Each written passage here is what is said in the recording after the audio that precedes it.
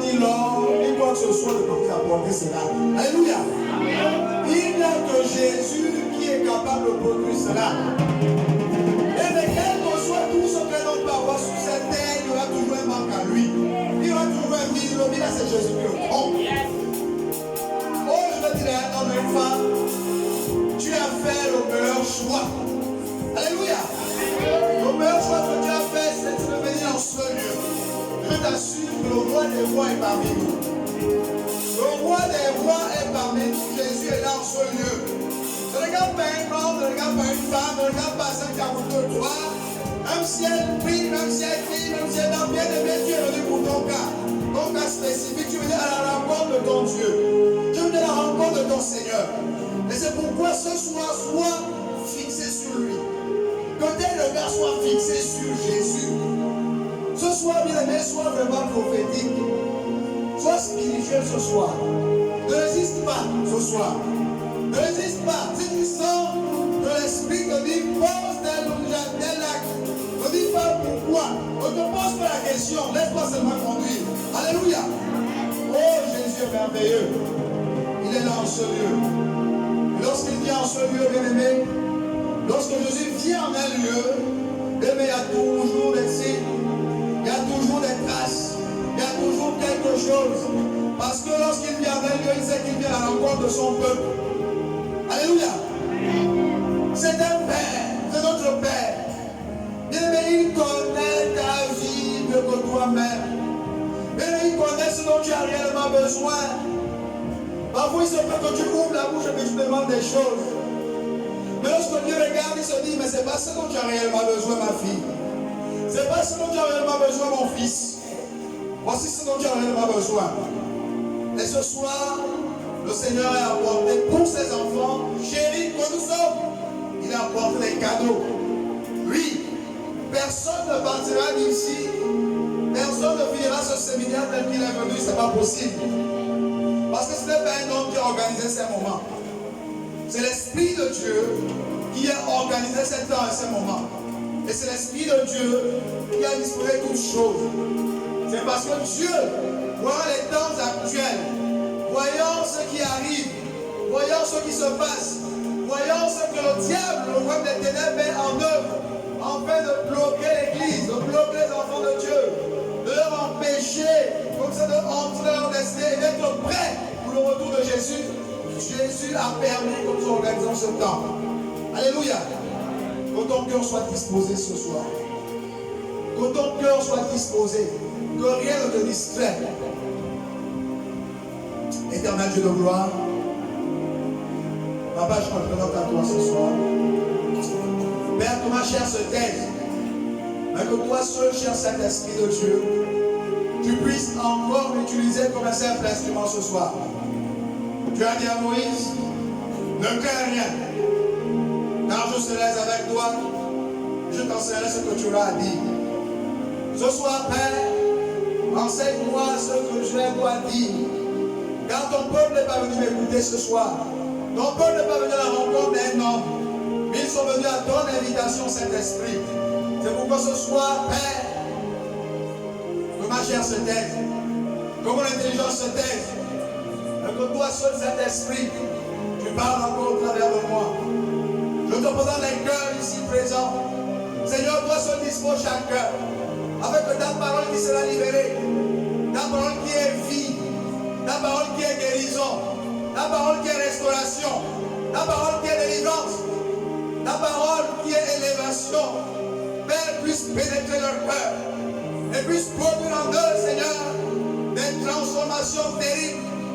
Des choses, Seigneur, Père, que les oreilles n'ont pas entendues. Des choses, Seigneur, Papa, que les yeux n'ont pas vues. Mais qu'au sortir de cet temps, leur vie, Seigneur, soit des témoignages, Père, qui seront rencontrés de lieu en que tu accompliras dans leur vie, Yahweh. Seigneur, que beaucoup reconnaissent que tu es Dieu dans leur voisinage, dans leur lieu de travail, dans leur famille, Seigneur. Oh mon Dieu et mon roi, nous te bénissons, nous te rendons grâce au nom de Jésus. Amen. Oh, clamons encore pour Jésus. Oui, bien-aimés, nous sommes au premier jour de notre séminaire. Le premier jour, c'est un jour important. Ce séminaire qui a pour thème Jésus revient. Oui, bien-aimés. Vous n'entendrez pas beaucoup de personnes entendre nous sommes prêcher ce genre de message. Parce que beaucoup sont préoccupés par le monde, par les choses du monde. J'ai envie de vous dire que c'est un privilège pour nous d'être là et d'entendre ce genre de message. Cela marque l'amour que Dieu a pour nous, bien-aimés. Parce que sur cette terre, rien n'est plus important que le salut. La maison n'est pas plus importante que le salut. Le mariage n'est pas plus important que le salut. Le travail n'est pas plus important que le salut. Les avions ne sont pas plus importants que le salut. Donc lorsque vous avez la grâce d'écouter un message qui vous prépare pour la rencontre avec le Seigneur, qui vous amène à prendre conscience des temps où nous sommes, qui vous amène à prendre conscience de faire attention à vos vies, bien aimés, cela montre que vous êtes une princesse. Cela montre que vous avez de l'importance aux yeux de Dieu. Cela montre que vous êtes dans le plan de Dieu. Beaucoup ici, certainement, sont mis à cause des situations par lesquelles ils passent. Ils sont posés beaucoup de questions. En se disant, est-ce que véritablement je suis dans le plan de Dieu? Est-ce que vraiment le Seigneur a un regard sur moi? Est-ce que Dieu me connaît, bien-aimé? Mais j'ai envie de te dire ce soir que ta présence dans ce lieu montre, prouve que Dieu te connaît et que tu es dans son plan et que sa volonté est que tu ne rates pas ce grand jour. Cette rencontre avec le roi des rois, avec le Seigneur des seigneurs. Alléluia. C'est pourquoi, bien-aimés, sans plus tarder, nous allons profiter à ouvrir nos Bibles dans le passage qui nous sert, le passage de base.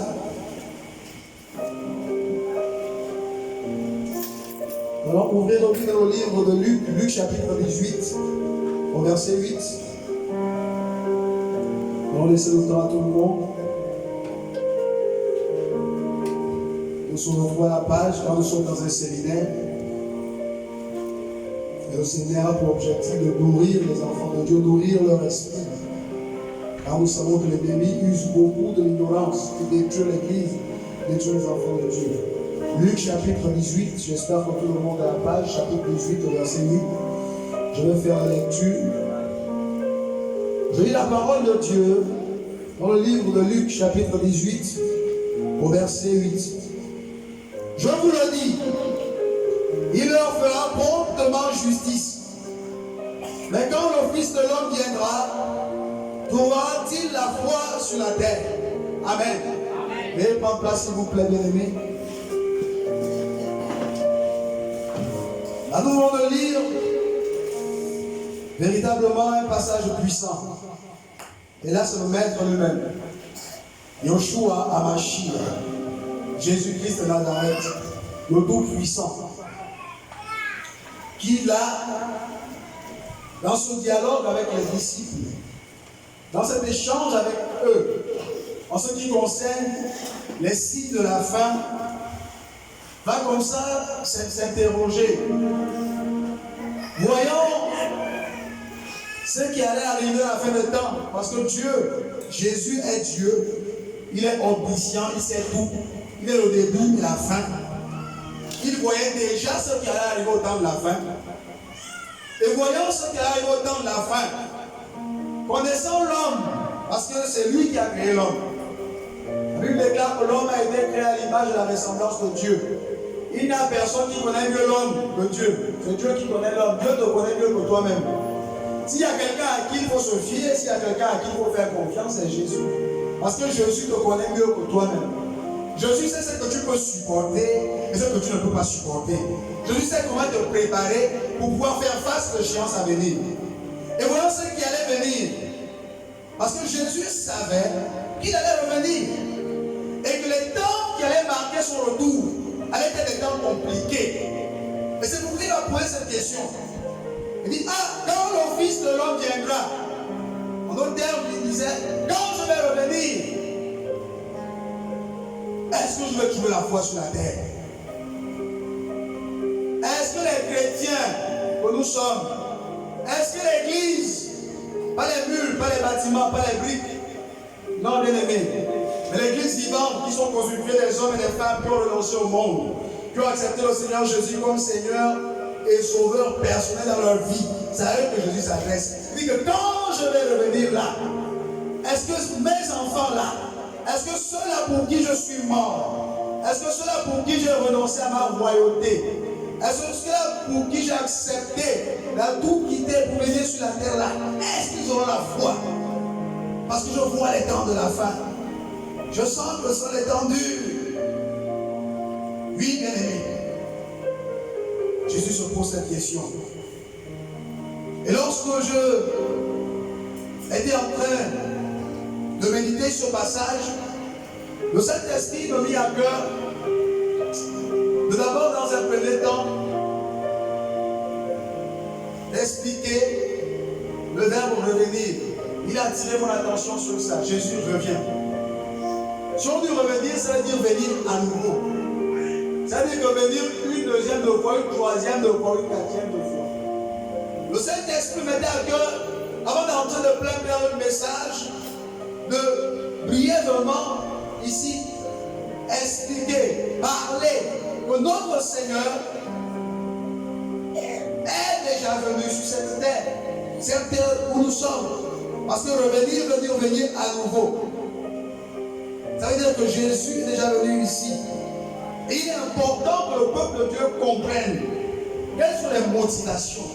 Qu'est-ce qui a amené notre Seigneur à venir une première fois sur cette terre? Parce qu'avant de parler du retour de Jésus, il est important de parler d'abord de sa première venue sur cette terre. Et quelles étaient les raisons qui ont amené le Seigneur Jésus de venir? Et maintenant, je veux que ce soit le Saint-Esprit veut que nous comprenions que ce qui amène le Seigneur Jésus à venir, c'est d'abord son amour infini pour nous. Jésus-Christ nous aime de l'amour qu'on ne peut décrire. Ce qui a amené Jésus ici, sur cette terre, venir mourir à la croix, pour toi et pour moi, c'est pas parce qu'on était meilleur, c'est pas parce qu'on était bon, c'est pas parce qu'on a quelque chose à lui donner, c'est pas parce qu'on a quoi que ce soit lui donner, mais c'est son amour, son infini amour qui a amené Jésus à venir sur cette terre. Alléluia. Les Écritures nous révèlent, quand nous lisons les Écritures dans le livre de Genèse chapitre 3 verset 1 à 8, que l'humanité tout entière était condamnée. Nous étions condamnés. Si Jésus ne venait pas, bien aimé, c'était la déchéance absolue. Il n'y avait pas d'espoir pour qui que ce soit.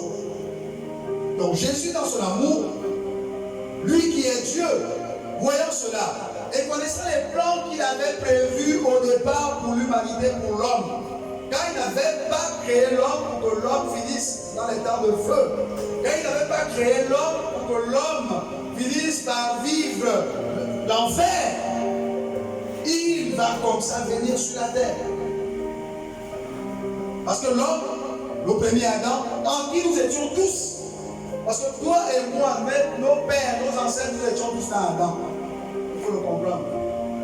On peut se poser la question, mais c'est Adam qui a péché. Mais pourquoi alors la condamnation? On dit que c'est toute l'humanité qui se retrouve sur la condamnation. Il faut que nous comprenions que le premier Adam, qui est notre ancêtre, nous tous, nous étions tous en lui. Lorsqu'Adam pécha, c'est toute l'humanité qui péchait avec Adam.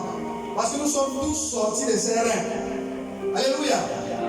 C'est pourquoi lorsqu'un père, un patriarche d'une famille pose des actes et des répercussions sur sa descendance, c'est le même principe.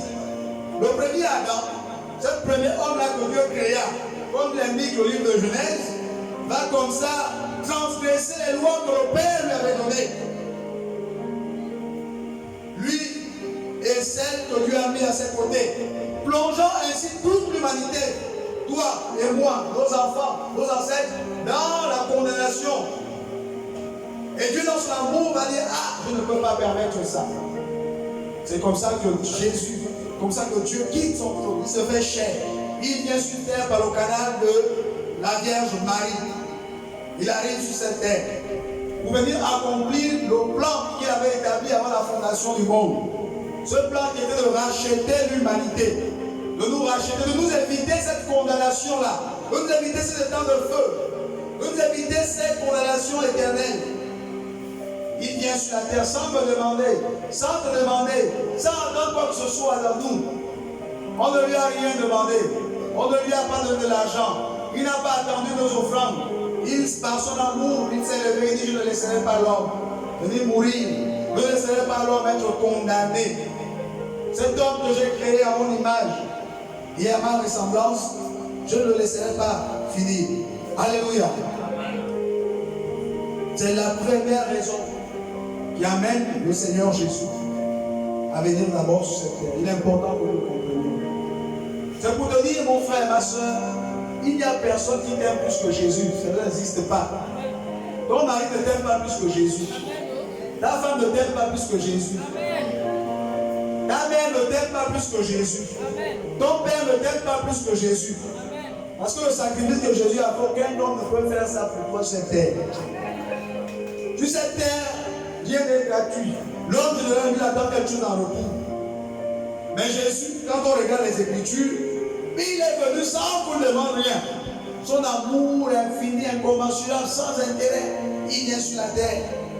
Il vient, il sauve l'humanité. Lui, nous étions condamnés.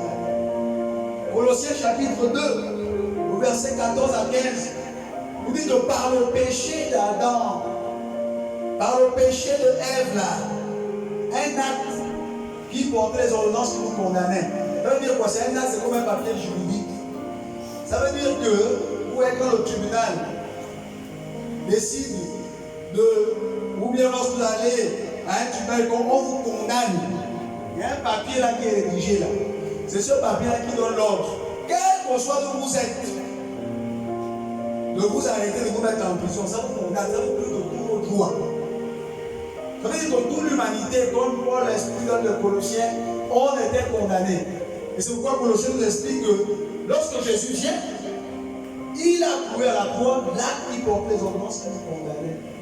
Parce que par le péché d'Adam, il y a eu des conséquences graves derrière.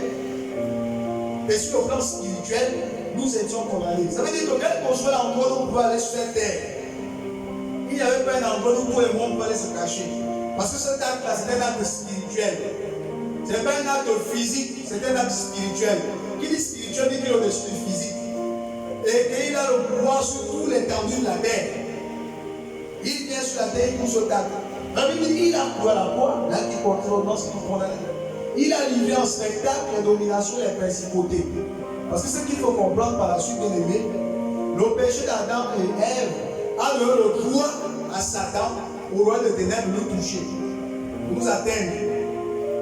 Nous qui étions en position de domination, lorsqu'il a péché, il nous a mis sous la domination de ces autorités-là. Jésus voit ça et dit c'est pas possible. Je ne peux pas permettre ça. Il faut que je remette les choses dans l'ordre. Et l'ordre des choses, c'est que l'homme domine. Parce que s'il ne venait pas bien aimé, le royaume des ténèbres allait nous jouer avec nous chaque jour. Quand on parle, c'est les dominations, c'est les principautés, c'est les princes des airs, c'est la sorcellerie, c'est des esprits, oh bien-aimés, qui ont des forces, des pouvoirs surnaturels. Jésus, regardant ça, il dit, je ne peux pas laisser ça. C'est pas possible. Mes enfants ne vont pas s'en sortir. Il vient. Il savait le châtiment qui l'attendait. Parce qu'il savait qu'il allait passer par la croix. Il savait qu'il allait être cloué. Il savait qu'il allait être flagellé. Il savait qu'il allait porter la couronne d'épines. Il savait qu'il allait être méprisé. Il savait qu'il allait sentir tout ça vraiment sans anesthésie. Même lorsqu'on opère un homme ou une femme, on met l'anesthésie. Il n'a même pas demandé l'anesthésie. Il a mis de côté tous ses pouvoirs. Il dit, il faut que je sente cette douleur. Je vais payer un prix. Je paye un prix pour eux. Parce que je les aime. Parce que je les ai créés à mon image, à ma ressemblance. Je ne laisserai pas les dominations, les principautés les écraser. Je ne laisserai pas la maladie régner sur eux. Je ne permettrai pas qu'ils finissent dans ce temps de feu, car je n'ai pas réservé ça pour eux. C'est pourquoi je prends la décision aujourd'hui, de façon souveraine, sans attendre quoi que ce soit, sans récompense quelconque, de venir mourir à la croix et de mettre un terme à tout cela. Amen. Donc c'est important. Et le troisième aspect qu'il faut comprendre, il fallait qu'il nous réconcilie avec lui-même. Alléluia. Parce que la relation entre nous et Jésus, après le sacrifice, après le péché d'Adam et Ève, va être brisé. Le divorce va être acté. Et là, Dieu étant l'auteur des principes, Dieu étant le père de la loi, il sait que lorsqu'on est en disgrâce, lorsqu'il n'y a plus cette communion, lorsqu'il n'y a plus cet accord, lorsqu'il n'y a plus cette union avec lui, ça nous prive également de toutes les grâces qui sont attachées à cette communion avec Dieu.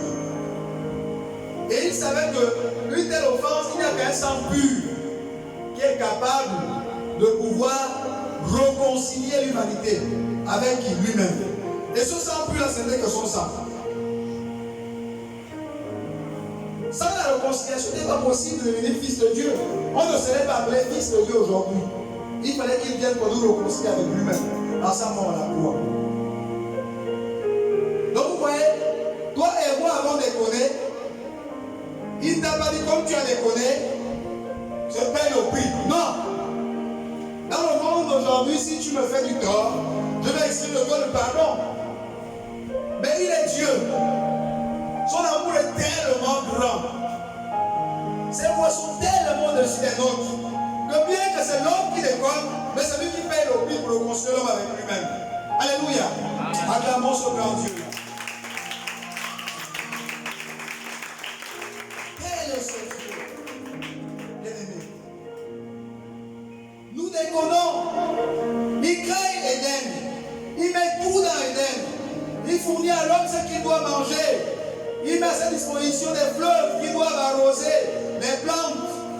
Il met à l'homme la verdure. Il donne tout. À Éden, il y avait toutes les pierres précieuses. L'homme déconne. Mais ce Dieu ne dit pas non, je t'ai tout donné, je ne viens pas, je te laisse mourir. Il dit non, je viens. Je vais mourir pour te réconcilier avec moi. Je refuse que tu meurs. Dieu dit à quelqu'un ce soir, je refuse que tu meurs. Alléluia. Dieu dit à quelqu'un ce soir, je refuse que tu restes à la maladie. Il dit, je refuse que tu restes dans les chaînes.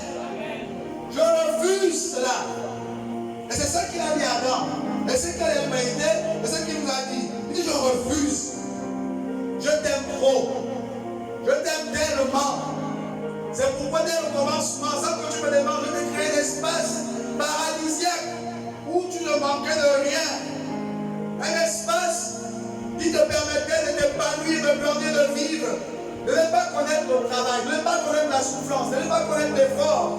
Parce que l'homme n'y avait pas le travail. Le travail est apparu après que l'homme ait péché. Et le travail fait partie de l'une des conséquences ou encore des condamnations que l'homme subit à cause du péché. Tu mangeras la sueur de ton front, mais il ne mangeait pas la sueur de son front. C'était paisible, c'était tranquille. Mais Dieu dit, je te réconcilie, je ne peux pas te laisser. Je ne te réconcilie pas avec moi, tu es mort. Je vais dire à un homme, à une femme, ce soir, tu as intérêt à te réconcilier avec Dieu. Nous avons intérêt à se réconcilier avec Dieu. Quelle que soit la situation dans laquelle nous sommes, il est arrivé que tu es trébuché, que ta foi a pris un coup, que tu es reparti aux choses que tu avais vomi. Bien-aimé, loin de Dieu, c'est la mort. Loin de Dieu, c'est la mort. Dieu le savait. Il savait que loin de lui, l'homme était mort. C'est que loin de lui, l'homme ne pouvait pas vivre. La seule garantie que l'homme a de vivre et de vaincre et de réussir et d'être prêt pour lorsque Jésus viendra, c'est étant réconcilié avec Dieu. Amen. Ce n'est que ça. Il le savait.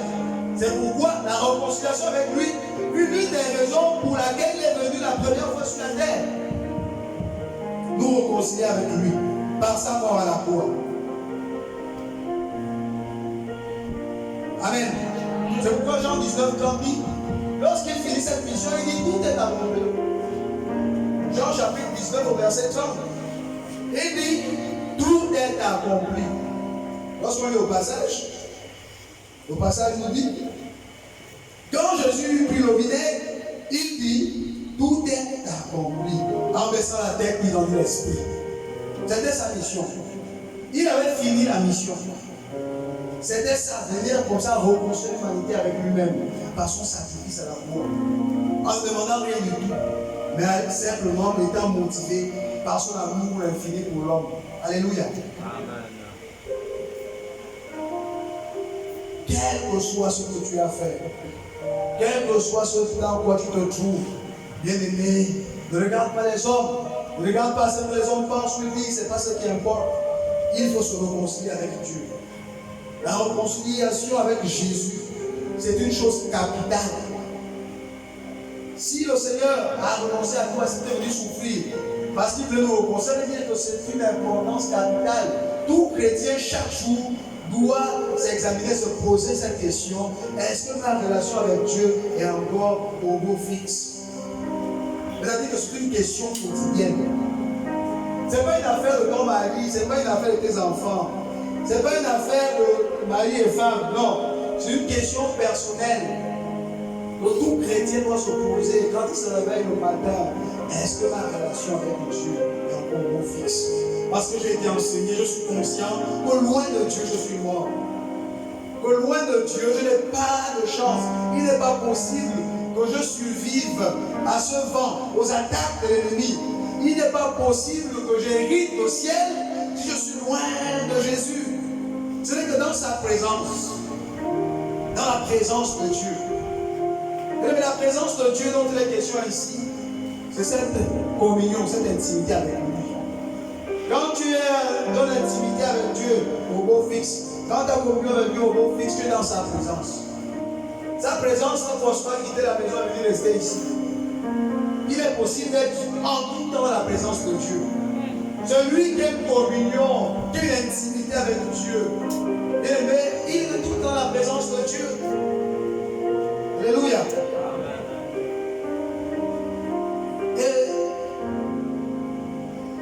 Maintenant que nous avons vu les raisons qui expliquent la venue du Seigneur Jésus pour la première fois sur cette terre, nous allons maintenant rentrer de plein pied dans notre message. Si on parle de retour du Seigneur, si on dit que Jésus revient, il y a sûrement, quand nous révèle les Écritures, un ensemble d'indications que Dieu va donner. Parce qu'une fois de plus encore, Dieu nous aime tellement qu'il ne nous laisse pas sans réponse. Dieu ne laisse pas son peuple sans réponse. Dieu n'est pas comme les gangas, les marabouts, ce n'est pas nous qui font preuve de mystère, qui cachent des choses qui non. Dieu nous aime. Et il a pris la peine de tout concilier dans sa parole. Par rapport à son retour, il a donné un ensemble de signes pour que nous puissions avoir un repère. Pourquoi? Pour donner l'occasion à chacun de revisiter sa vie. Dieu donne des signes. Pourquoi? Parce qu'il nous aime tellement. Parce qu'il veut que chacun ait vraiment le temps de se réexaminer, de revoir sa vie, de revoir sa copie, de revoir si sa vie est cadre avec les Écritures, cadre avec ses recommandations, cadre avec sa parole. Sans ça, le Seigneur n'aurait donné aucune indication. Il sera venu comme ça, sans rien dire. Mais comme il aime tellement l'homme, comme il nous connaît tellement, dans sa parole, il a pris la peine de laisser comme ça un ensemble d'indications. Et ensemble, nous allons lire le livre de Matthieu, Matthieu chapitre 24. Nous allons lire du verset 3 à 13.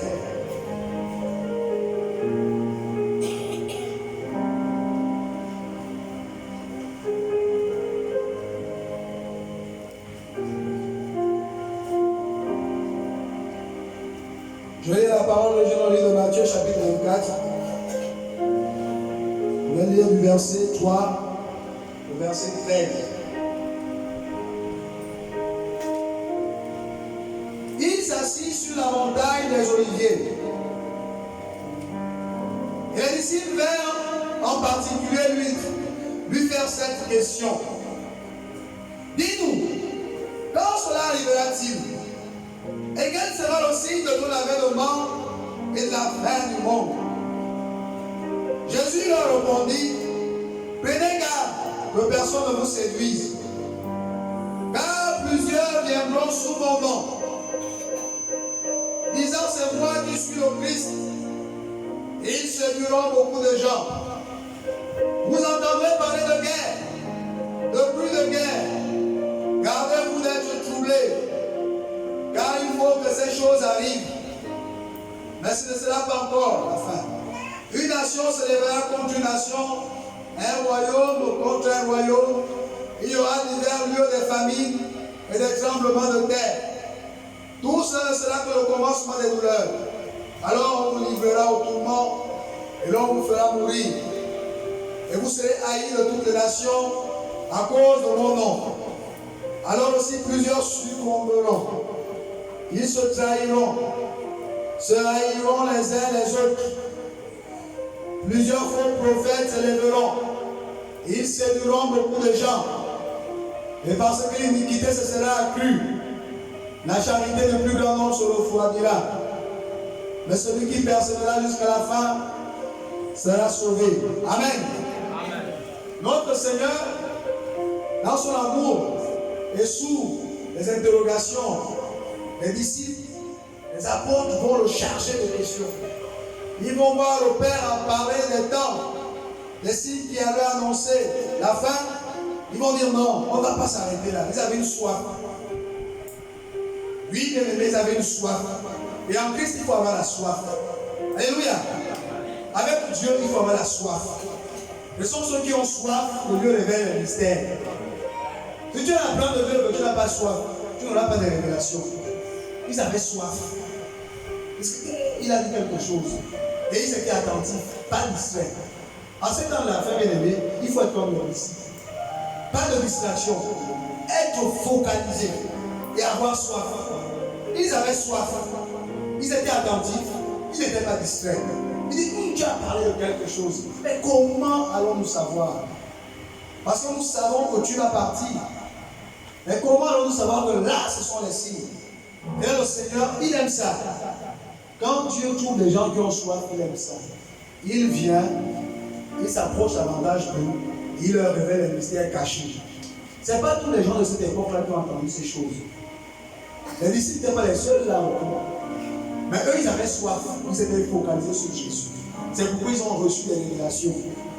C'est pourquoi, en ce temps de la fin, ceux qui auront cette grâce, ceux-là qui vont se disposer, ceux-là qui dans l'église, on va avoir le monde, on va avoir des églises des chrétiens, qui auront la soif, qui seront focalisés sur Jésus. Lorsqu'ils viennent ici, lorsqu'ils sont à la chorale, lorsqu'ils prêchent, lorsqu'ils sont au piano, lorsqu'ils servent Dieu, ceux-là qui vont le faire étant focalisés sur Jésus, ayant la soif pour Jésus, ceux-là vont recevoir des révélations de Dieu.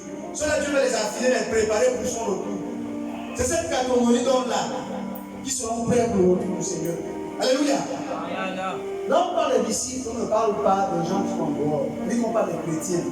Si tu viens à l'église, tu n'as pas soif de Jésus, tu n'as pas la soif, bien aimé, c'est compliqué. Tu vas rester comme ça. Tu es là, tu viens à l'église, puis on a fini de prêcher, la voix a chanté, c'était bien, ça t'a excité quand même, tu as sauté. Mais après, tu sors de là, il n'y a rien, aucune intimité ni avec Dieu. Tu vas tout te poser la question, mais pourquoi Dieu parle aux autres et moi non? Pourquoi la soeur a pris le micro et le Seigneur m'a dit, moi je n'ai jamais entendu le Seigneur me dire. Mais Dieu ne fait pas de parti pris. Mais Dieu révèle à ceux qui se disposent, ceux qui ont soif. Là, il veut la soif, il a soif. Il ne vient pas là pour un homme, il ne vient pas là pour une femme, il a soif. Et comme il a soif, je vais étancher sa soif.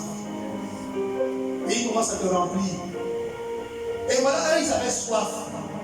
Le bruit qui était autour d'eux, ce n'était pas leur problème. Les gens qui passaient, ce n'était pas leur problème. Les gens qui faisaient le conversation sur Jésus, ce n'était pas leur problème. Les gens qui disaient que ce n'est pas le fils de Marie et de Joseph. Comment les gens peuvent courir après lui? Mais c'est pour dire que tu es à l'église, on parle du pasteur, ce n'est pas ton problème. On parle de la soeur, ce n'est pas ton problème. Sois comme les disciples. Oh, tel est comme ça, ce n'est pas ton problème. La vie des gens, ce n'est pas ton problème, c'est la distraction. Jésus revient. Jésus revient. Et toutes ces choses, c'est la distraction. Les disciples étaient focalisés. C'est que les gens pensaient, c'est qu'ils disaient, c'est qu'ils n'étaient pas le problème des disciples. Ils avaient soif. Et Dieu sait sentir la soif. Comme il est Dieu, quand la soif, ça l'attire. Il n'y a pas quelque chose qui attire Dieu comme la soif. Quand la soif dans une église, Dieu vient. Quand le peuple a soif, les choses se passent. Mais quand le peuple n'a pas soif, rien ne se passe. Ils avaient soif. Et là, ils posent la question au Seigneur. Mais comment? Je dis, mais je vous dis, les deux personnes ne vous séduisent pas de la séduction. Le premier point d'abord, il parle d'abord de la séduction. C'est lui qui s'est trompé. Aujourd'hui, la séduction va tellement son plein. Beaucoup se font passer pour Jésus. Beaucoup même à l'église se font passer pour les pasteurs. Alors derrière, ça exploite les gens. Ça commet des infamies à l'église. Ça pose des actes qui ne sont pas, qu'on ne peut même pas citer. C'est de la tromperie. Beaucoup trompent le peuple, trompent leurs frères, trompent leurs soeurs. Beaucoup se font passer pour Jésus. En Côte d'Ivoire, on appelle un Jésus Baolé, un homme. Et il a des disciples, les gens le suivent. Il porte un pagne blanc, il a un qui l'attache au rein, l'autre il couvre son visage avec. Et l'église est pleine de monde, tout le monde vient se mettre à genoux, tout le monde vient donner leur requête. Oh non, je suis malade, Jésus, voilà, fais-moi ceci, en Côte d'Ivoire. C'est des preuves claires. Parce que beaucoup se disent, amen, Jésus le lit revient quand? Nous, la Bible démontre que les signes qui sont donnés sont des signes réels. Et là, on cite des preuves de notre temps. Ce n'est pas loin, c'est là, ça passe dans les réseaux sociaux. Cet homme se fait appeler Jésus, les gens l'appellent le Seigneur. Ils prient pour lui. Ils disent que voilà mes requêtes. Il est là comme un Dieu. Les gens sont là autour de lui. Un Dieu. La Bible vous avait averti. Mais preuve qu'attention, Jésus revient. Le Seigneur leur dit attention, il y aura des guerres. Les guerres sont des signes que la Bible indique. Aujourd'hui, on va se pêle-mêle. Vous avez la guerre. Hamas, Israël. Voilà Israël qui combat contre le Hamas. On voit cette guerre. Aujourd'hui, on voit l'Ukraine. On voit la Russie. La guerre est là. On ne va pas parler beaucoup à l'âme au Nigeria. Il y a tellement de conflits armés dans le monde actuellement. Nous, ça ne nous étonne pas. Parce que c'est prophétique. Parce que ce sont les signes de Dieu. Les indications, des horloges que Dieu a donné à ses enfants pour leur dire, quand vous allez voir cela, ça veut dire qu'attention, attention, examinez vos vies. Examine ta vie, pas la vie de ton frère. Examine ta vie. Je ne sais pas dire que va examiner la vie de ton frère. Non. Les guerres là, quand tu regardes, l'Ukraine a combattu la Russie a combattu l'Ukraine. Israël combat le Liban, une guerre contre le Liban. Le Hezbollah qui attaque Israël, le Hamas, dans la bande de Gaza qui attaque Israël. Tout ça, ne voit pas ça comme un païen, ne voit pas ça comme quelqu'un, non. Ne voit pas ça comme un mondain, mais voit ça comme l'accomplissement des signes prophétiques annonçant le retour de Jésus. Vois ça comme un signal qui t'est donné pour commencer à examiner ta vie. Toutes ces guerres sont des signaux que Dieu nous envoie, qui envoie à l'église, nous dit, hé, église, il est temps que chacun nettoie sa robe. C'est ta robe, pas la robe de l'autre. Parce que personne ne va aller nettoyer la robe de l'autre. Il n'est pas écrit, il ne va pas laver la robe. Non, ta robe. Personne ne dira rendre compte pour l'autre. Non, c'est pourquoi on dit que l'homme et la femme seront sur le lit, un sera levé, l'autre va rester. Donc, ça veut dire que malgré le lien étroit qui existe entre un mari et une femme, la Bible déclare même, quand on regarde le livre de Genèse là-bas, il nous dit qu'attends, que l'homme et la femme deviennent seuls. Mais on nous dit que le jour-là, que malgré que Dieu a dit que l'homme et la femme deviennent so chers, on va enlever l'homme, la femme va rester. Ça veut dire que c'est personnel. Ce n'est pas une question de mari, ce n'est pas une question de femme. Ça signe là, c'est pour dire qu'attention, Regarde ta robe, c'est ta vie. Commence à la regarder. Commence à examiner. Laisse la vie du frère et de la soeur. Ce n'est pas ton problème. C'est la distraction. Commence à dire que moi-même, je suis à quel niveau.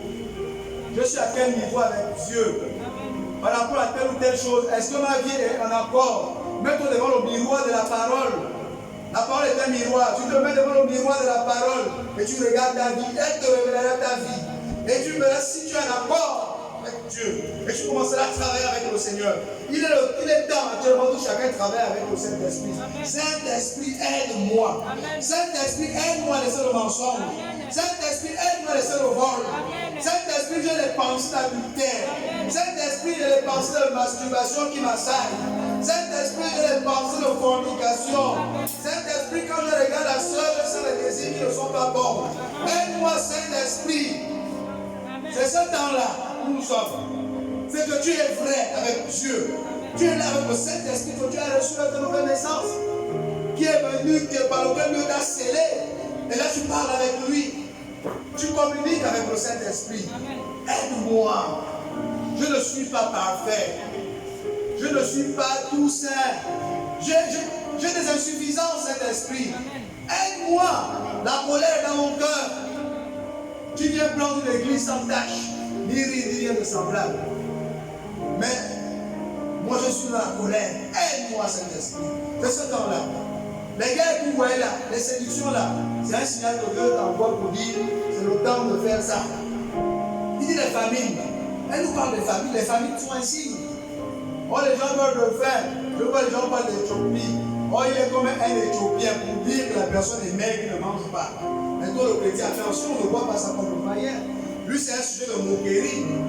Lui, c'est pour se moquer de ces gens-là. Il ne comprend pas que ce sont là les signes prophétiques que Dieu annonce son retour. Vois ça autrement. Quand tu vois quelqu'un, on te parle de famille à la télé, il faut que tu te dises, hey, le Seigneur est à la porte. Le Seigneur est à la porte. Quand il va venir, il me trouve comment? Dans quel état? Mais ce n'est pas les titres qui vont sauver les gens. Je suis évêque, je suis pasteur, prophète des nations. Ça ne sauve pas.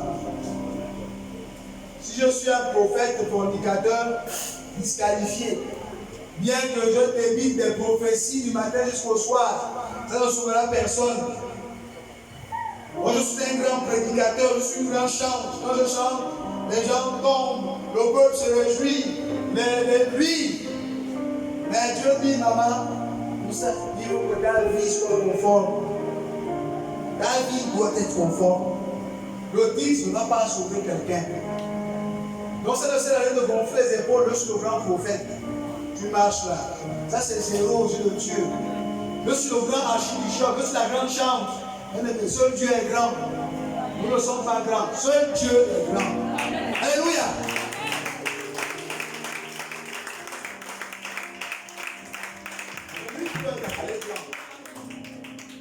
Tu ne dois pas dire je suis. Non, tu n'es rien. Nous ne sommes rien. Voilà, Dieu, je suis un esclave du Seigneur. L'apôtre Paul il a dit, je suis un esclave du Seigneur. Parce que quand il se regarde, il dit, je ne suis rien. Je suis un esclave. Le seul gueule dans les cieux, c'est Jésus. Donc s'il y avait l'orgueil là, qui était là, à cause du titre là, seulement le Saint-Esprit, aide-moi. Ah, l'orgueil du titre ne doit partir. Parce que j'ai compris que ça ne sauve pas. Je suis président, je suis directeur, j'ai fait l'école, je ne bac plus 100. Et les médecins ne sauvent pas. L'école, je ne dis pas de ne pas apprendre, mais l'école ne sauve pas. Tu n'iras pas au ciel parce que tu as mis le diplôme. Non. Tu n'iras pas au ciel parce que tu as le doctorat. Si c'est que tu t'amènes à te gonfler, quand tu marches, j'ai tellement appris. Celui-là, c'est qui? Non, celle-là, c'est qui? Elle ne sait même pas s'exprimer. Elle est même incapable de faire d'aligner 3 phrases, une phrase correctement. Je te dis ça, c'est les critères du monde. Lui, c'est pas ça. Il te dit, examine-toi à la lumière des Écritures. Donc, c'est la parole de Dieu qui est le miroir. Et c'est qui te qualifie. Le reste, la vanité des vanités, tout n'est que vanité. Et poursuit du vent, comme le roi Salomon l'a dit. Il avait tout ça. À la fin de sa vie, il se rend compte que le plus important, c'est de se préparer à la rencontre de son Seigneur. Donc, sur cette terre, j'ai éprouvé un peu plein de choses. J'ai bâti des palais, j'ai bâti des jardins, j'ai fait ceci, cela. J'ai eu des concubines, plus de 600. J'ai eu plein de femmes. Il a eu l'argent, les palais, tout. Mais il se rend compte que, à la fin de sa vie, il se rend compte que c'est vanité des vanités. Que la vraie chose, c'est de se préparer à la rencontre de son Dieu. Pendant que je vis en examinant ma vie, ça souvent que je suis d'accord avec lui. Mais c'est ça. Alléluia. Les familles sont les signes. Quand tu regardes le journal, quand le chrétien il doit aussi regarder les journaux. Il voit comme ça, un chrétien c'est aussi ça. Il regarde la télé, il lit les informations. C'est par là aussi que Dieu me parle. Parce que ces événements-là sont communiqués, c'est dans le journal de la télévision. Si le chrétien, toi tu es un chrétien qui dit que le journal tu ne regardes pas, les informations même tu ne regardes pas. Même lorsque tu es sur les réseaux sociaux, tu ne prends pas les informations. C'est juste écrire aux gens, écrire aux amis, écrire à ceci, cela, bien aimé, c'est la distraction. Il faut t'informer. Il faut t'informer. Il parle des tremblements de terre. On le voit déjà tout le temps à Haïti. Ça c'est où? Là-bas, ça c'est fait, mais ce n'est pas le hasard. Ce n'est pas le hasard. Ce n'est pas une question que, voilà, comme les scientifiques vont nous sortir 1001 théories. Jamais de la vie, ce n'est pas le hasard. Dieu est clair, ce sont les signes prophétiques qui annoncent au retour du Seigneur. Jésus l'a dit avant que ces scientifiques ne naissent. Avant qu'ils développent leur théorie, le Seigneur l'avait déjà dit. Les douleurs. Il parle des douleurs. Aujourd'hui, nous sommes dans l'église. Certainement, chacun passe par diverses épreuves qui créent des douleurs à cause du manque, des douleurs parce qu'on n'arrive pas à enfanter, des douleurs parce qu'on est malade, des douleurs parce qu'on n'est pas aimé, des douleurs parce qu'on vit un certain nombre de situations que nous n'arrivons pas à expliquer. Nous avons déjà prié sur ça. On ne comprend pas pourquoi ça a perdu. Bien aimé, aujourd'hui, Dieu déclare que les douleurs font aussi partie des signes qui annoncent le retour du Seigneur. Dans un moment, en tant qu'enfant de Dieu, l'épreuve fait partie intégrante de ta vie. Ça va arriver. Parce que tu ne peux pas l'empêcher. C'est irréversible, c'est prophétique. On ne peut pas l'empêcher. Cette guerre-là, et les guerres qui vont arriver même surpris. Parce que c'est le signe de la fin. Tu vas prier, tu dis que pas de guerre. Le premier des guerres qui vont se produire. Parce que Dieu va permettre que ses enfants sachent que c'est le temps. Dieu permet par l'amour pour ses enfants, il faut qu'ils sachent que c'est le temps.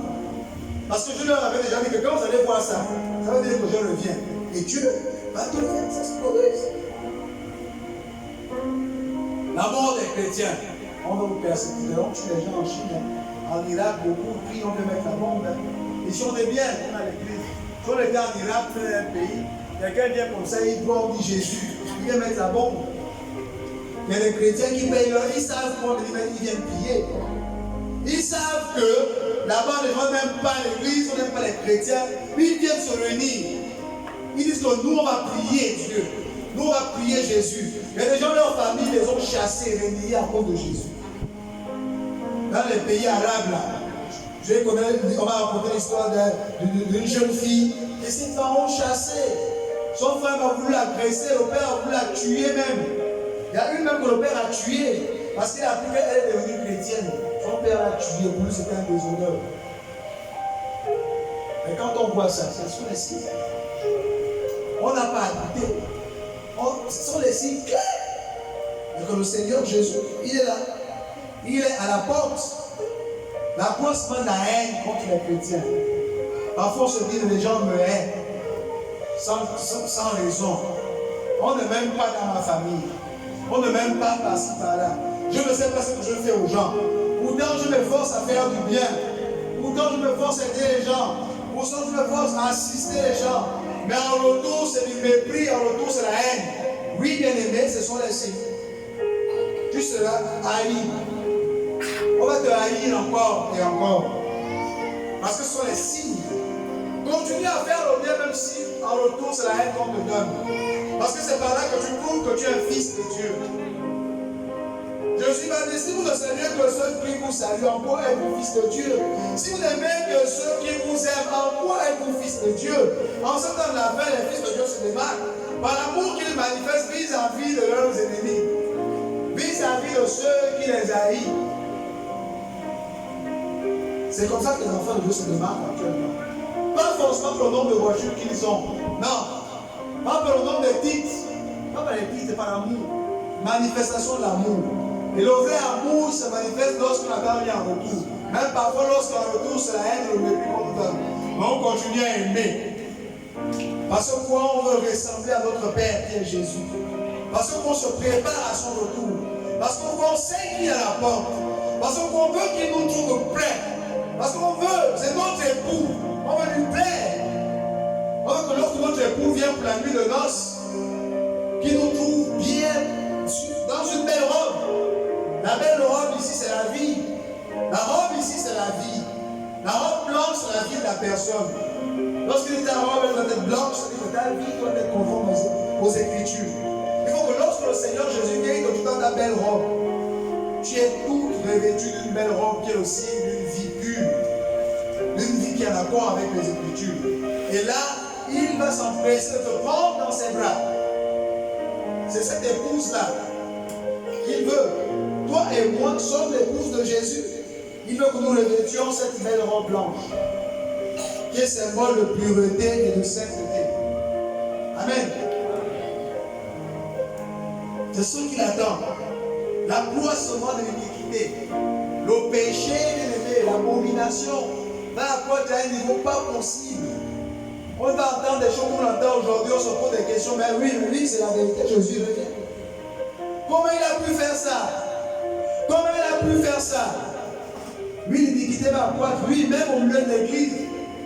Quand vous allez entendre, on a entendu que tel a fait. Ce sont les signes de la fin. Ne te lève pas pour juger la personne. Ne vois pas ça du côté où tu vas en faire le récit de tous les jours. Ou encore aller de maison en maison pour dire, tu as entendu ça? Non.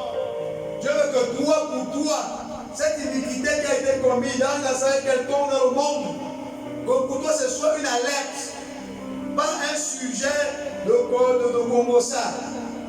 Non. Mais que ce soit une alerte. Pas un sujet de Congossa, pas un sujet pour les condamner, pour les critiquer, pour en faire des sujets. Non. On se retrouve toute la journée. Tu as entendu ça, tu as vu ça, comment le frère là, comment la soeur là, comment le pasteur là, comment. Non. Je dis, hey, si c'est ça veut dire que Jésus s'est confirmé. J'ai la preuve véritablement qu'il revient, qu'il est là.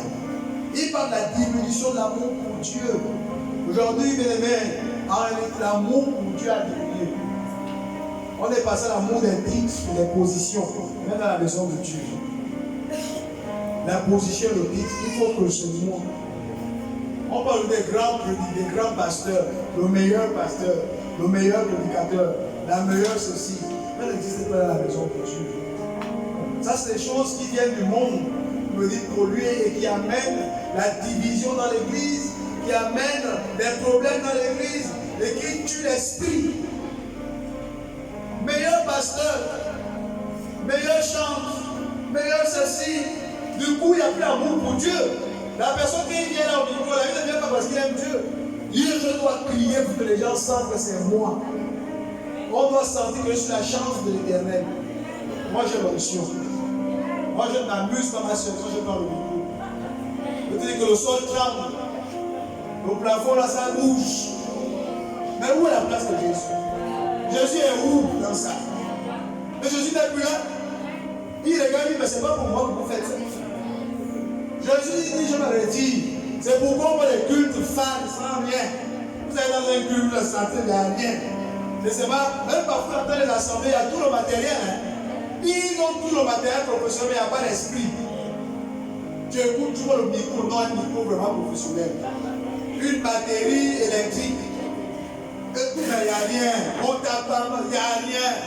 Parce que quand Dieu regarde que celui-là, il vient là, c'est pour lui-même. Tel ça fait la soeur. Vous voulez voir que la soeur assise derrière là-bas, il veut l'impressionner, il est obligé un peu de bondir un peu. La soeur là-bas, elle me regarde. Les soeurs aussi disent, ah, le frère, ok, il me regarde. Hein, le bon frère là, c'est un bon parti pour moi. Il faut que j'arrange quand même la voix quand je passe devant. Mais où est la place de Jésus? Jésus dit, non, je suis là. Il dit que l'amour de beaucoup diminueront, l'amour pour Dieu va diminuer. Le monde comprend, ils sont là-bas. Mais ils parlent beaucoup plus de l'église. Ça là, ça s'adresse à l'église.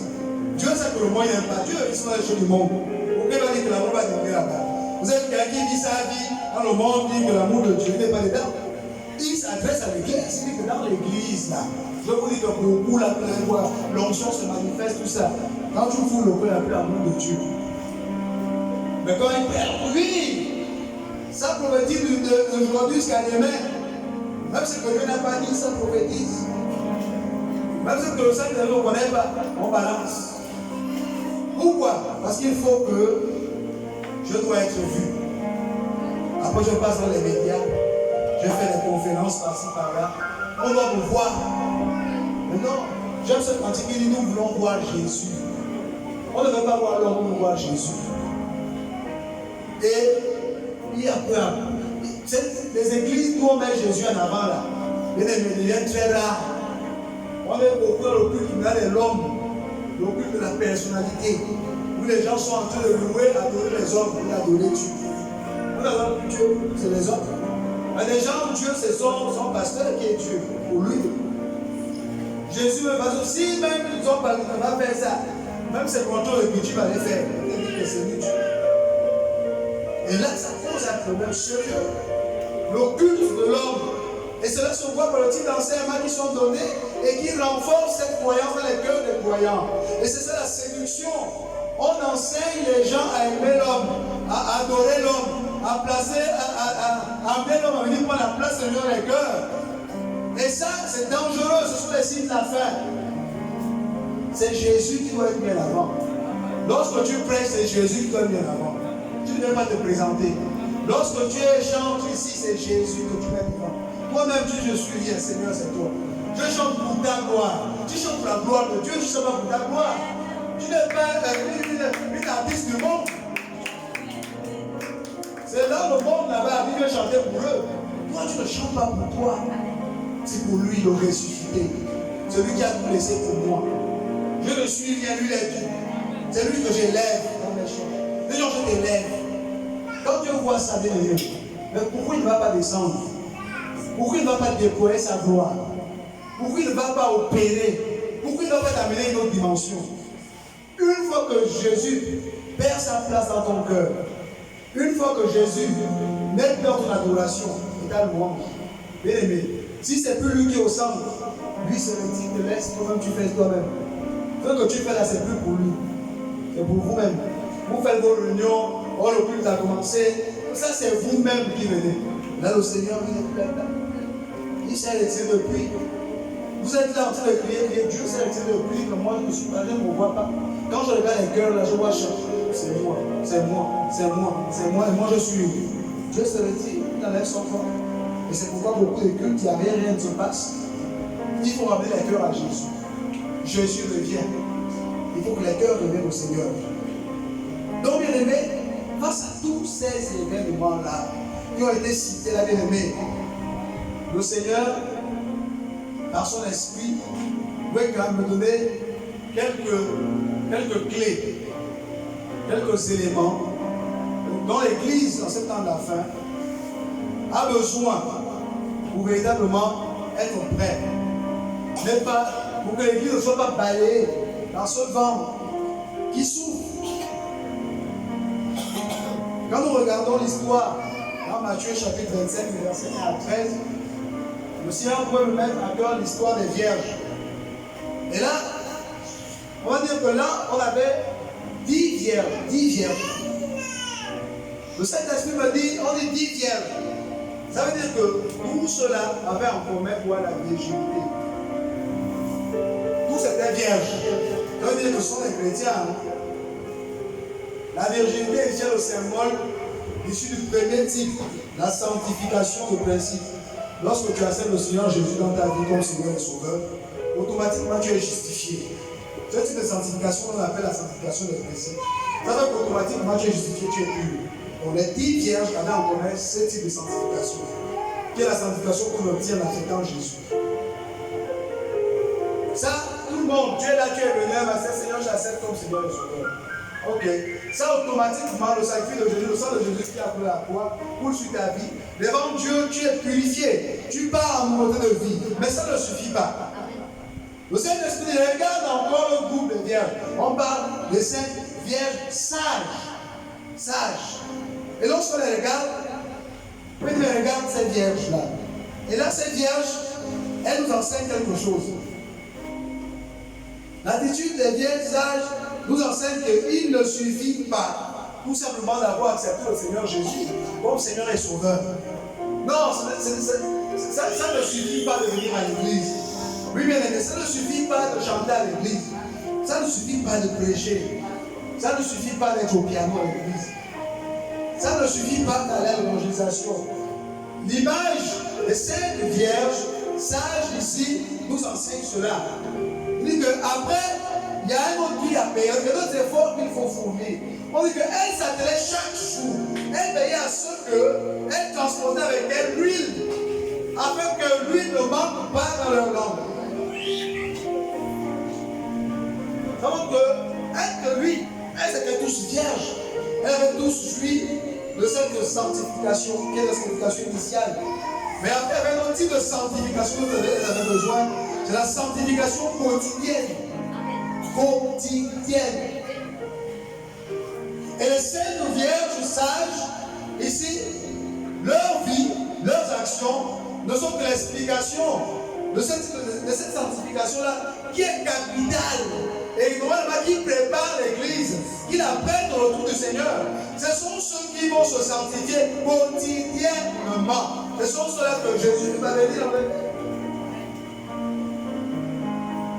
Mais quand nous regardons l'église actuellement, il y a beaucoup de vierges folles. Des gens qui se limitent juste à cette justification-là. Que je dis à beaucoup à la croix. Ils ne comprennent pas que non, ça ne suffit pas.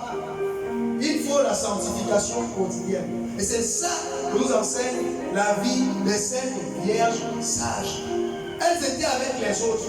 Elles étaient au même endroit. Comme ce soir tu es à l'église, avec ton frère et ta soeur, vous chantez la chorale. Mais attention, attention, c'est la même chose avec elle. On ne dit pas que l'autre habitait à Moudjé, l'autre à Gaï.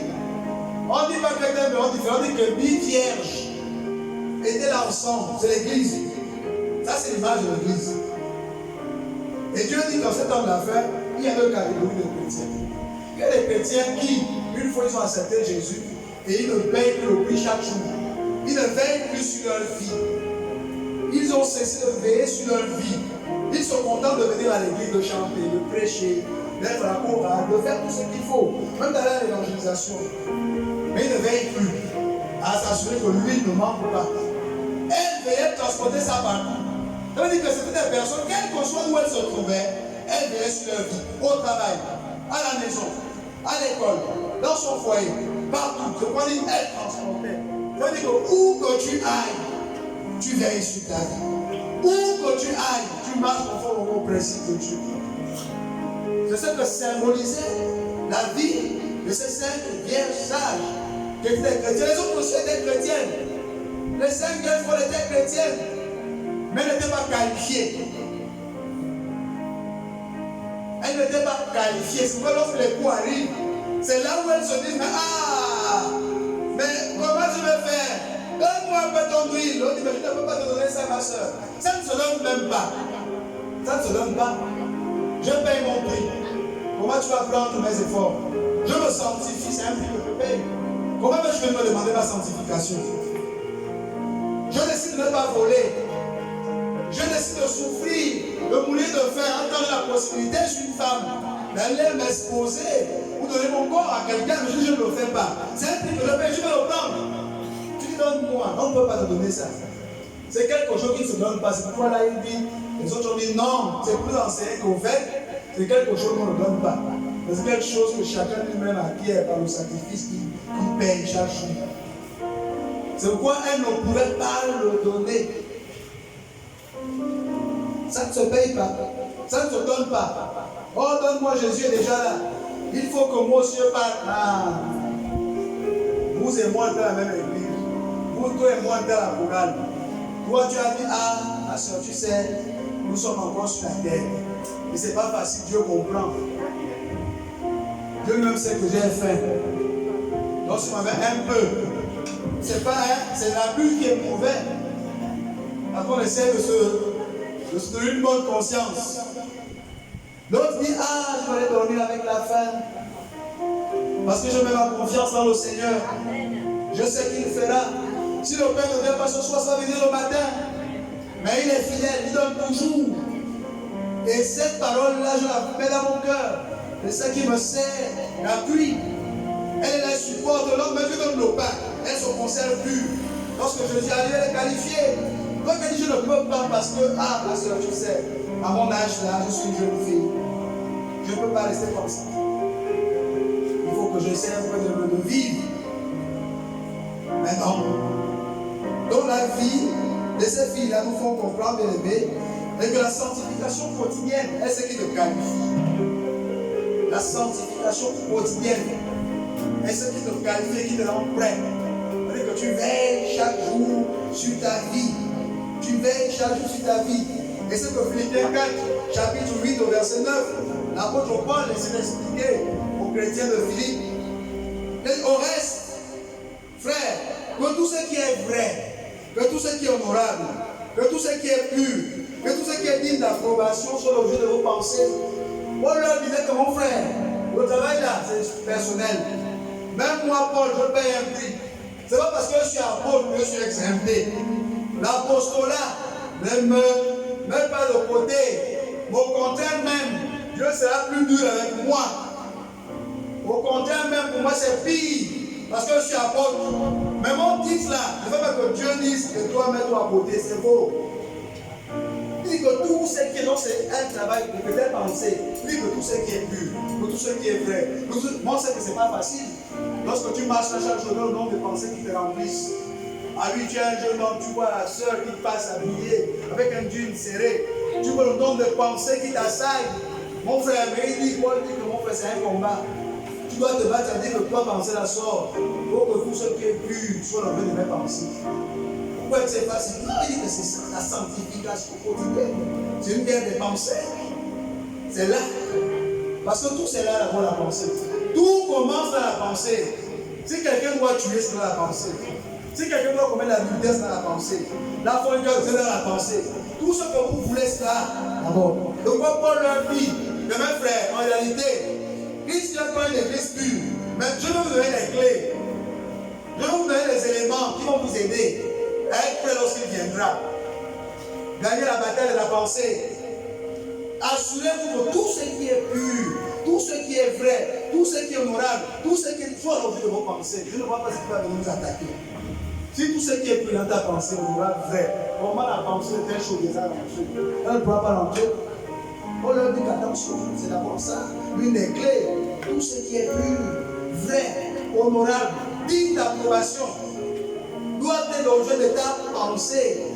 C'est-à-dire que toi, tu ne veux pas parce que les hommes te voient. Non, ce n'est pas une question d'homme. Ce n'est pas une question est-ce que le pasteur me voit. Ce n'est pas une question est-ce que mon mari me voit. Ce n'est pas une question est-ce que ma femme me voit. Ce n'est pas une question est-ce que mon voisin me voit. Mais c'est une question de toi-même là. Tu dis que je m'assure que tout ce qui est vrai, tout ce qui est pur, tout ce qui est honorable, tout ce qui est vrai, tout ce qui est digne d'approbation, soit toujours l'objet de mes pensées. C'est-à-dire que lorsque quelqu'un vient te proposer beaucoup d'argent pour le vol, toi tes pensées ne sont pas dans l'argent. Tes pensées sont dans l'escroquerie de le vol. Tes pensées sont ailleurs. Lui, vous n'êtes pas dans le même monde. C'est l'une des clés. Donc on est dans l'église pour se préparer au retour du Seigneur. Il dit que là, si là, tu n'es pas, il y a un problème. Et le Saint-Esprit, on me donne le livre d'Habakkuk. Regarde Habakkuk chapitre 1, Habakkuk chapitre 2, du verset, Habakkuk chapitre 2, du verset 1 à 3. Je vais lire. Je vais lire Habakkuk chapitre 2, du verset 1 à 3. J'étais à mon poste et je me tenais sur la tour. Je veillais pour voir ce que l'Éternel me dirait et ce que je répliquerai après ma plainte. L'Éternel m'adressa la parole et il dit, écris la prophétie, grave-la sur sur des tables, afin qu'on la lise couramment. Car c'est une prophétie dont le temps est déjà fixé. Elle marche vers son terme et elle ne mentira pas. Si elle tarde, attends-la. Quand elle s'accomplira certainement. Amen. Et là, l'Esprit de Dieu, pendant que je venais du travail, et que ce passage m'est venu à l'esprit, mentionnait ceci. Quand on regarde ce passage d'Habakkuk, Habakkuk nous donne encore des éléments. Parce qu'Habakkuk parle ici pas de prophétie, donc qui court vers son terme. Le retour de Jésus est une prophétie. Le retour de Jésus est une prophétie qui court vers son terme. Donc, on voit ici que ce texte-là est un texte qui cadre parfaitement avec notre thème. C'est une prophétie. C'est-à-dire que courir vers son terme veut dire qu'elle s'accomplira certainement. C'est-à-dire qu'elle va se produire, que tu le veuilles ou pas. Que nous le voulions ou pas, c'est irréversible. Habakkuk va me dire ceci. Si j'étais à mon poste, ça nous enseigne une chose. Ça nous enseigne ici la stabilité, la fermeté. Habakkuk dit, l'église qui sera enlevée là, les chrétiens qui veulent ce jour-là, les chrétiens fermes, les chrétiens stables, les chrétiens qui ne sont pas baladés partout dans nos doctrines, les chrétiens qui ne changent pas à cause des circonstances ou des épreuves. C'est-à-dire qu'ils ne changent pas à cause des circonstances ou des épreuves. Les épreuves ne vont pas changer, les épreuves de la vie, les problèmes de la vie ne vont pas changer. L'argent, rien de ce monde, non, il reste ancré dans les principes de Dieu. Il jetait à mon poste. Ça indique la stabilité, la fermeté. Soit ferme, soit stable. C'est une clé. Te permettre comme ça d'être parmi ceux-là qui auront cette grâce avec le Seigneur. Ça nous enseigne également pour la fidélité. Quelqu'un qui a son poste et qui ne bouge pas, il est non seulement ferme, il est non seulement stable, il est fidèle. Les chrétiens là, que Jésus m'a donné là, c'est les chrétiens fidèles. Fidèle à qui? Fidèle à l'époux, qui est Jésus. L'époux, c'est qui l'époux, c'est la parole. Au commencement était la parole, comme les gens. La parole était avec Dieu et la parole était Dieu. Elle s'est faite chair, dit que Jésus c'est la parole. Donc fidèle à quoi? Fidèle à Jésus, fidèle à la parole de Dieu. Dit que quelqu'un qui examine sa vie, ses faits, ses gestes, toutes ses transactions, il s'assure qu'elles sont conformes à la parole de Dieu. C'est lui là que je dis que c'est un homme fidèle. La fidélité à Dieu, la fidélité à sa parole, la fidélité à ses gestes. La fidélité est quelque chose de fort. Fidèle à Dieu. Pas fidèle à l'homme, mais fidèle à Dieu. Le texte Habakkuk nous enseigne encore ceci. Il nous parle, il dit, j'ai aimé ce passage-là. Il dit, je veillais pour voir ce que l'Éternel me dirait et ce que je répliquerais après ma plainte. Il parle d'intimité. C'est les intimes. L'intimité. L'intimité, il dit l'échange.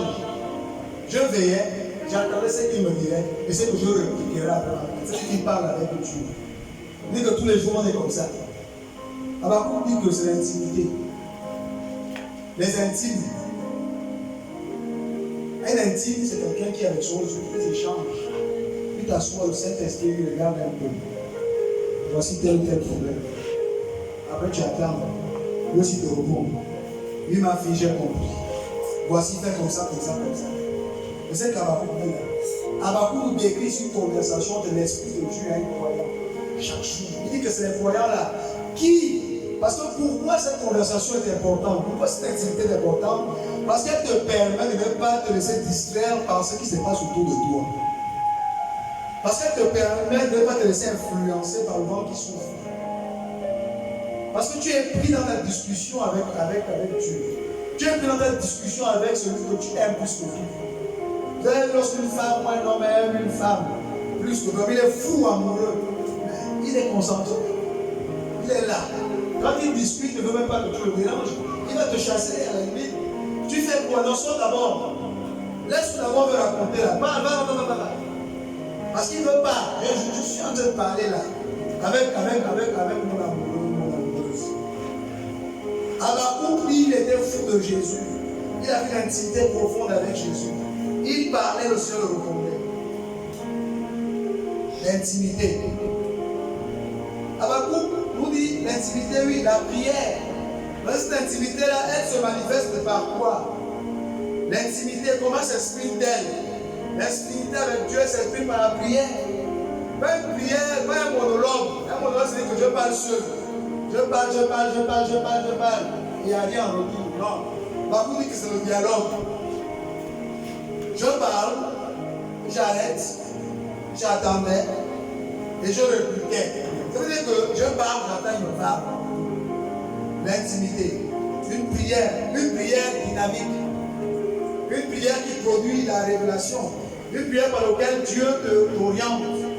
C'est-à-dire que quand tu apprends à t'arrêter et attendre la réponse de Dieu. L'intimité, la prière, une prière profonde. Une prière où je prie et j'attends la réponse de Dieu.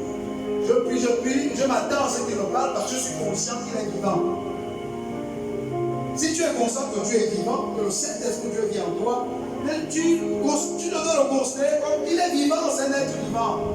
Il parle. Tu parles avec lui, tu attends, il va te parler. Parfois il te parle, tu crois que c'est une autre pensée. Parfois il te parle, tu dis que ce sont tes pensées. Non. Tu as fini de prier, après tout d'un coup tu reçois une orientation. Toi je pense que c'est peut-être toi-même qui penses. Non. C'est parce qu'il te fait comprendre que je suis vivant. Je suis vivant dans ta vie. Je suis dans ta vie, je ne suis pas venu dans ta vie juste comme une statuette.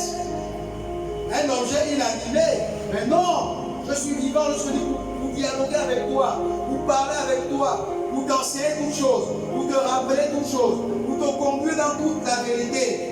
Ça veut dire que si Dieu dit que lorsque le Saint-Esprit sera venu, il nous enseignera toutes choses, il nous rappellera toutes choses. Ça veut dire qu'il parle, qu'il est vivant. Comment il va t'enseigner? Comment va-t-on t'enseigner quelque chose si on ne te parle pas? Si on ne t'oriente pas, si on ne te fait pas de signe? Il faut un langage pour enseigner. Que le langage soit verbal, qu'il soit gestuel, il faut toujours un langage pensé. C'est que le Saint-Esprit parle, il est vivant. Donc, on va vous dire que dans ces temps-là, ceux-là qui veulent se préparer, qui veulent être parmi ceux-là qui seront enlevés, ceux-là qui seront prêts pour le retour de l'époux, ce sont ceux-là qui vont développer cette intimité avec Dieu. C'est que le frère va nous enseigner. Il ne s'arrête pas là. Il dit par la suite que cette intimité également se manifeste par le fait de garder les promesses dans son cœur. Il dit quoi? Grave-les. C'est-à-dire que ceux-là qui seront prêts là, quand le soir venu, pour que tu sois une église de garder la parole dans ton cœur. Lui gardait. Mais tu ne gardes pas. Qu'est-ce qui se passe? Donc tu es vide. Quand les situations là se passent et que tu es vide, qu'est-ce qui se passe? Tu détournes la voix du Seigneur. Si tu es un serviteur de Dieu, tu ne sais plus Dieu. Tu dis que bien, je ne vois rien. Tu es une servante de Dieu. Si une tentation, quelque chose s'élève, vu que la parole n'est pas dans ton cœur, tu fais quoi? Tu abandonnes toute chose. C'est pourquoi le prophète Habakkuk écrit la prophétie grave là sur les tables. Écrit grave. La prophétie, c'est la parole de Dieu. La prophétie, c'est la parole de Dieu. Quelle prophétie? La prophétie par rapport au temps de la fin, par rapport au retour de Jésus qui est un temps fixé, qui est réversible. Il a une importance, il est plus que urgent. Il faut t'assurer que ton cœur n'est pas vide, qu'il y ait la parole qui est gravée dans ton cœur. Chaque jour, je scelle ta parole dans mon cœur. La Bible a dit, je scelle ta parole dans mon cœur pour ne pas pécher contre toi. Parce que tu es conscient que le péché en ce temps de la fin, où Jésus revient, s'il me tue dans cet état, je rate. Je fais quoi? Je fais comme David, il t'a donné une clé. Il dit que scelle la parole dans ton cœur. Celle-là dans ton cœur. Pour que lorsque Jésus arrive de tout près comme les saintes vierges sages. Je prie par le gravé.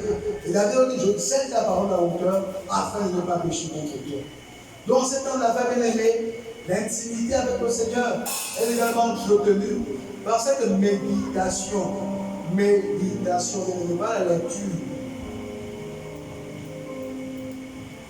Parce qu'on peut lire, on va lire et puis c'est fini. La méditation, c'est quoi? C'est se ressasser la parole de Dieu dans mon esprit. Pendant que je marche, j'ai lu, mais je ne me suis pas arrêté à la lecture. Après, je garde ça dans mon esprit, je rejette cela. Je me ressasse dans mon esprit. Et c'est comme ça que je télécharge cela dans mon esprit.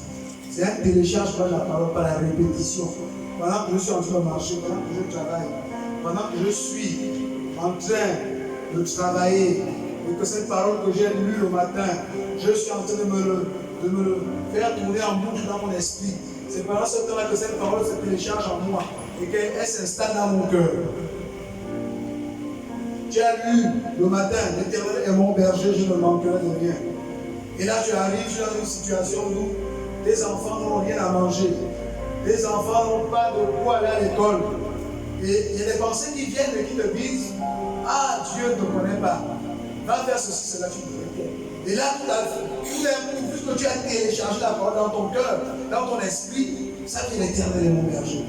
Je ne manquerai de rien. L'Éternel est mon berger. Je ne manquerai de rien. L'Éternel est mon berger. Mais ça produit encore une force qui te permet de ne pas te laisser entraîner ou conduire par cette mauvaise pensée. Alléluia. C'est ce que nous retenons par rapport au prophète Habakkuk. Je crois qu'on a beaucoup de silence, on va se lever. On va prier au Seigneur.